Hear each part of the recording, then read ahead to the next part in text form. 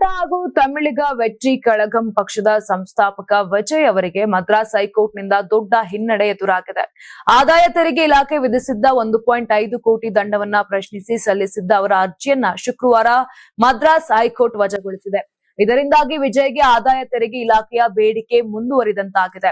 ಈ ಪ್ರಕರಣವನ್ನು ವಿಚಾರಣೆ ನಡೆಸಿದ ನ್ಯಾಯಮೂರ್ತಿ ಸೆಂಥಿಲ್ ಕುಮಾರ್ ರಾಮಮೂರ್ತಿ ಅವರು ವಿಜಯ್ ಸಲ್ಲಿಸಿದ ಅರ್ಜಿಯಲ್ಲಿ ಹಸ್ತಕ್ಷೇಪ ಮಾಡುವ ಅಗತ್ಯವಿಲ್ಲ ಎಂದು ಸ್ಪಷ್ಟಪಡಿಸಿದರು.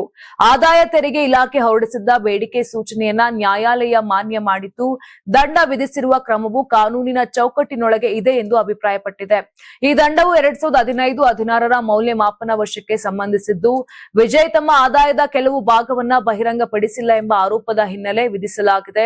ತೆರಿಗೆ ಇಲಾಖೆ ಪ್ರಕಾರ ಆ ಅವಧಿಯಲ್ಲಿ ವಿಜಯ್ ಗಳಿಸಿದ ಆದಾಯ ಮತ್ತು ಸಲ್ಲಿಸಿದ ತೆರಿಗೆ ವಿವರಗಳಲ್ಲಿ ವ್ಯತ್ಯಾಸ ಕಂಡು ಬಂದಿದ್ದು, ಅದನ್ನು ಆಧರಿಸಿ ದಂಡ ವಿಧಿಸಲಾಗಿತ್ತು. ವಿಜಯ್ ಪರ ವಕೀಲರು ನಟರು ಮತ್ತು ಕಲಾವಿದರು ವಿವಿಧ ಮೂಲಗಳಿಂದ ಆದಾಯ ಗಳಿಸಿರುವುದರಿಂದ ತೆರಿಗೆ ಲೆಕ್ಕಾಚಾರದಲ್ಲಿ ಗೊಂದಲ ಉಂಟಾಗಬಹುದು ಎಂದು ವಾದಿಸಿದ್ರು. ಅಲ್ಲದೆ ದಂಡ ವಿಧಿಸುವ ಮುನ್ನ ಇಲಾಖೆಯು ಸಮರ್ಪಕ ಅವಕಾಶ ನೀಡಿಲ್ಲ ಎಂದು ಅರ್ಜಿಯಲ್ಲಿ ಉಲ್ಲೇಖಿಸಲಾಗಿತ್ತು. ಆದರೆ ಈ ವಾದಗಳನ್ನ ನ್ಯಾಯಾಲಯ ಒಪ್ಪಲಿಲ್ಲ.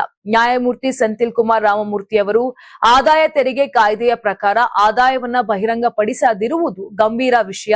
ಇಲಾಖೆಯು ಲಭ್ಯವಿರುವ ದಾಖಲೆಗಳು ಮತ್ತು ವಿವರಗಳನ್ನ ಪರಿಶೀಲಿಸಿ ದಂಡ ವಿಧಿಸಿದೆ.